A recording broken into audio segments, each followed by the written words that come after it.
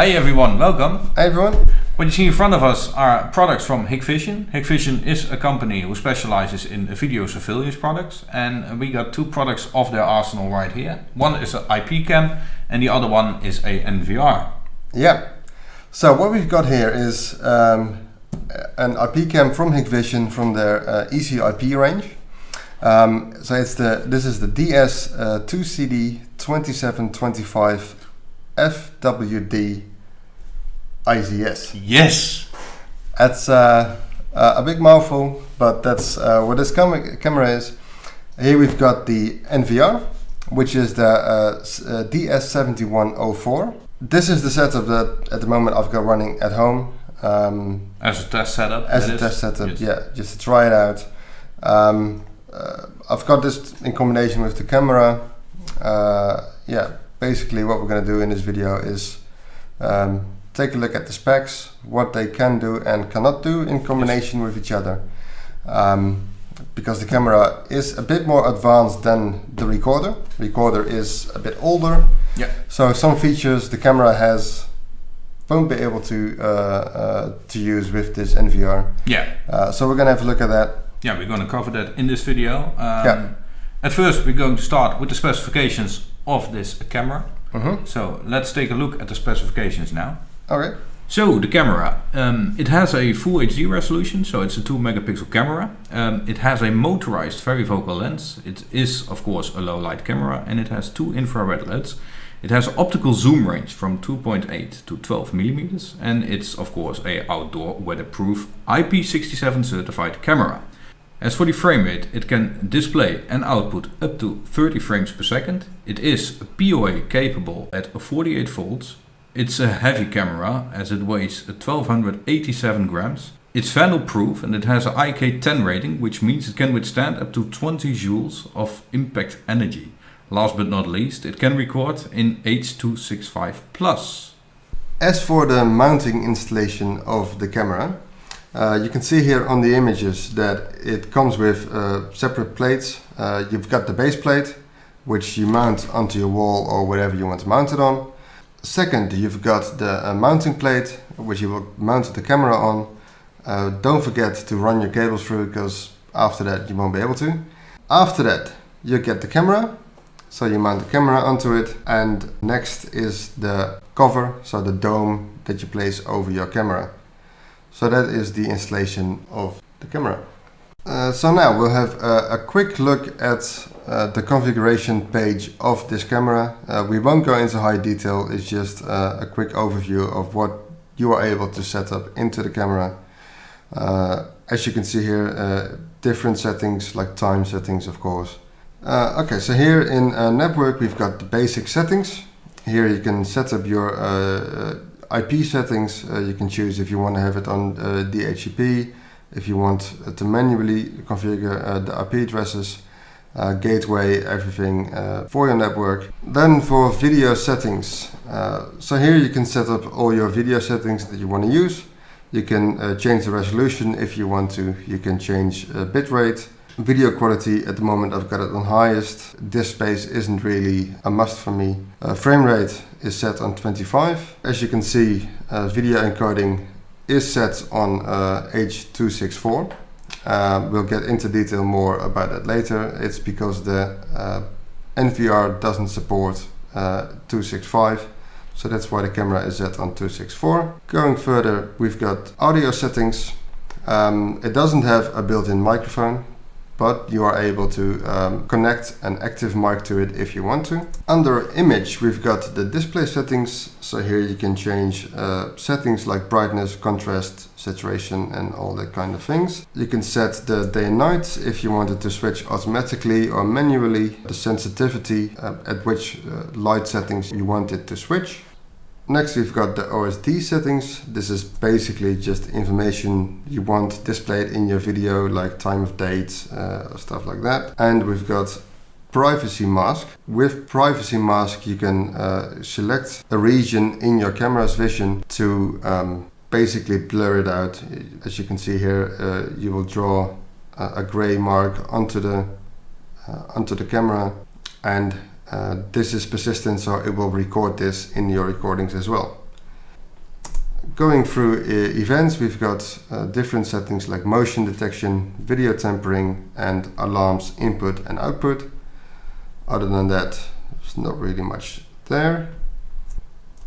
And then under smart settings, we've got some of the smart functions of the camera, like face detection, intrusion detection, line crossing, unattended baggage detection, and object removal detection. These are functions that the camera supports.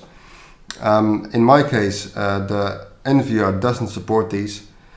So if you want to set them up, in my case, I have to do it in the camera, and I can't do it from the NVR. And last but not least, we've got storage management. So here you can set the schedule for your recordings if you wanted to continuous record or at certain times. I've got it on continuous. And after that, HDD management. So here you can see that I've got an SD card plugged into the camera. This is basically for when the NVR loses connection. And you can see a net HDD. Here you can configure network file share to send your recordings to if you don't have an NVR. And that concludes the configuration page. So for the recording, we use an NVR from Hikvision as well, which supports up to 2 megapixel cameras. It has a built-in switch with 4 PoE capable ports. Note, with 4 channels in use, the resolution changes to 720p. As with 2 cameras, it can record on a full HD, so that's the thing. The switch is only accessible through the NVR itself and not from your local network, so it's isolated. Further on, there is a HDMI connection and a VGA connection as well for real-time monitoring. 2 USB connections which can be used for input or local backup. A mouse is included, but it's not a high-end gaming mouse. As for the monitoring, it has a stereo output as well, which connects to a dual RCA stereo connectors, so you can connect your own speakers to it. And as for the inside of this NVR, which is the most important thing for the recording, you can install one hard drive with a capacity of up to 4 terabytes. Okay, so as for the configuration of the NVR, most settings are the same as you would expect, as you would have seen in the camera. As you can see here, video settings, basically resolution, all the things you've got in the camera as well. You've got schedule settings, so here you can again set the recording schedule if you wanted to record continuously or at certain times. All the other settings like motion detection, same as in the camera, privacy mask, same as in the camera as well. So not many things changed there. As you can see, my camera doesn't support that. You've got PTZ settings. This is for remote controlling, rotating the camera and stuff if the camera supports that. And we've got VCA, and VCA is stuff like intrusion detection and all that kind of thing. Network settings, of course, the same as in the camera. You've got your settings here for your network. Again, DNS settings if you want to use it. Email, of course, for email notifications of any kind of issues. Other than that, not much special over there. Then we've got alarm settings. I don't know much with this at all. You can connect an alarm to it. You can configure it in this page. Next thing, one of the more important things is the HDD management. So here you can see I've got a 600 gigabyte drive connected. It's actually 640, but it uses 600, and 5 gigabyte free. That's because I've got 7 days of recording on there as of now, and that's about the max that I can put on there. Next, on the maintenance settings for reboot, so you can reboot the device, restore default settings, or if you want to upgrade it with firmware. Last is the camera management. So here you can see all the channels that the NVR has. As you can see, I've got one camera connected and it's status online. The NVR also supports third-party cameras, so it doesn't have to be Hikvision. But that's it for the settings in the NVR. So that concludes the setup and specifications of both the NVR and the IP cam. Yeah. Indeed. Let's talk about the image quality of the camera and the NVR recordings. Yeah. Of course, resolution is full HD. So we've got some test videos, some videos here that we've made with the camera. So as you can see, the first one we're going to show is the daylight video. As you can see, image quality is quite sharp. Yeah. Very detailed. Very detailed. Color saturation is good. Next video is motion. As you can see here, pretty smooth. Yeah. Camera records at 25 frames per second. So yeah, that's fine as well. Next is the switch from day to night. Yeah. As you can see here, it switches over. It takes some time to switch over. It's not instant. It needs to, adjust to the night time. Next is night video. As you can see, pretty sharp. Pretty as well. sharp at night. Yeah. The infrared gives quite some light. It reflects on the license plates, as you can see. So yeah. Yeah, exactly. I don't know if there's anything you can do against that. Not sure. I don't think you can. No, not with these type of cameras. At least. No. It just reflects. Yeah, but in night, great image quality as well. Yep. Clear picture. Next shot is at night on a rainy day. Yeah, because we live in the Netherlands. Let's be honest, it's not always sunshine here. No, here in the Netherlands it rains a lot. So this is kind of an issue. You can't see anything. No, you can't see anything. What happens here? The dome gets all wet with raindrops, and the infrared light reflects on those raindrops, making the image dark and basically impossible to see. Yeah, unwatchable. Yeah. Unwatchable. So what I've done for that is I've got a weather cap to place over the camera, as you can see in the image.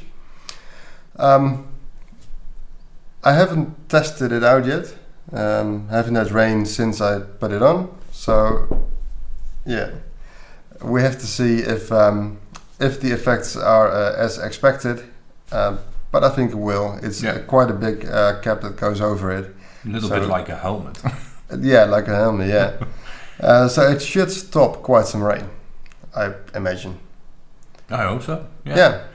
It's it's a very simple piece. It's just a plastic cap that goes over it.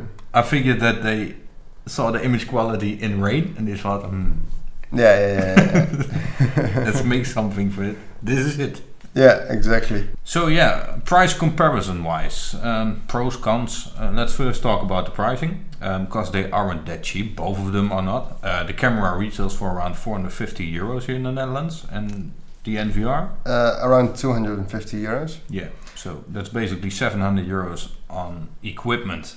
And with that, you still need a hard drive for the NVR. You need the cabling, all that kind of stuff. Yep. So it's not that cheap, but I think the quality is fair, is good. Yeah, you get a good quality camera. It's decent. The only thing that in this price range I would have liked is the ability to rotate the camera. Yeah, PTZ. To have it motorized and rotate. But yeah, that's not an option in this price category for Hikvision cameras. No. Next is on the NVR. It's kind of a con. The network itself of the switch is separated from your home network. It's isolated, as I mentioned before. Yeah, it's isolated. The NVR doesn't support virtual host. The newer NVRs of Hikvision support virtual host, which basically means it sets up a virtual connection to the switch, allowing you to gain access to your cameras from your local network. Makes it easier to manage. Yeah, in this case, I have to connect like a laptop to one of the PoE ports of the switch to be able to connect to the cameras. So that's a bit of a con. I think it's a pro because it's more safe. It's more secure. Yeah, it's more secure, and it's a con because it's a bit of a hassle to get to your camera. Of course, the newer NVRs do support this feature, so it's just because it's an older one, it doesn't support it. Yeah, that's a con. Personally, I think what's definitely a con is the user accounts on the camera. It comes with a standard built-in admin account, and I didn't find a way to or disable or to change the admin account to another username. Yeah. Because let's be honest, if you want access to the camera, you have the user account and you have the password. Yeah. So the user account is easy to guess because it's admin and you can't change it. No. The only thing you can't change on that account is the password. Yeah. I think that's it's a flaw. Yeah. A security flaw. And it is. It is. Yeah. We do know that Hikvision is planning on changing that. They've already changed it in the NVRs. Yeah. You can change the standard admin, you can disable it and use any account you like. They just need to push that through to the cameras as well. Yeah, I think it's an option. It definitely needs to be implemented on the camera. In this case, in this setup, it's not really that much of an issue because the camera is in a separate network, so you can't really reach it. But for the people who don't use the NVR and don't make use of the isolated network, you have a camera and the only thing you need to guess is the password. Yeah, exactly. So, yeah. Exactly. That's So you can use this camera as a standalone as well, without any NVR or anything like that at all. Yeah. You can connect it to like a network share. You can make a network share on any computer or network drive and connect it to that. So it will store all the video files onto that share. Which also Has a con. Yes. It only supports up to 200 gigabytes of storage. Yeah. What? Yeah, as soon as your network share is bigger than 200 gigabytes, it won't work. It won't record. I don't know what the limitation of that is. What that triggers to be 200 gigabytes. I don't know. I think it's just like a bug or something in the camera. Well, they certainly didn't fix it as for this moment, so No. it's a con at this Yeah. moment. At this moment, it's a con. 200 gigabytes with a security cam is not that much. So No, it will get you around probably 3 days on recording, and that's just on full not HD long. that is. Yes. On full HD. Yep. Yeah. Okay, so that's a con as well. A pro is the codec of Yeah. the camera, the H.265 Plus codec, which will save you bandwidth and storage. Indeed. The con for the NVR is it doesn't support it, but it's the older model, so Yeah, let's exactly. not be too harsh on that. No, this one only supports up to 264. The newer models do support H.265 Plus. Yeah, in this case, for me, I chose this one because I don't really care too much about array configuration in the NVR. OneDrive is fine for me. It's just a hobby, It's for the testing and the fun. Indeed, if I lose data because the hard drive crashes, I don't really mind. And that's why I didn't really mind the H.265 Plus because 7 days is enough for me of recording. Yeah. So one other con that I have with this combination is the support of the NVR to remote adjust the camera settings. Oh, yeah. For example, you can't zoom through the NVR with the camera. You have to log into the camera and adjust the zoom of the motorized zoom in the camera itself if you want it. This NVR doesn't support it. Some other things that the NVR doesn't support in combination with this camera is stuff like line detection, all those kind of things. You can use them. NVR doesn't have them in his software, so the NVR won't support it on its own. But if you log into the camera, you can still use them, you can still turn them on. The only downside is if you want to change anything into it, you have to log into the camera through one of the network ports with a laptop or anything like that. Not very user-friendly. No, No. but that's also because it's an older model. If you have a newer model, it will support it. So that's just something to keep in mind if you are looking to buy this NVR. Okay. So if you don't have an NVR like that one and you still want to record the images of this camera, you can use other systems. For example, a Synology surveillance system and the surveillance station. You can record the images with that. So if you want any more detailed information about anything that you've seen in the videos, please let us know and we'll be happy to make it. Yeah. So with that, we will conclude this video. Yeah. As we said, if you have any comments, suggestions, maybe some advice, please leave them down in the comment section. If you want to see more of our videos, please subscribe. Thank you for watching and hope to see you in the next one. Bye! Bye!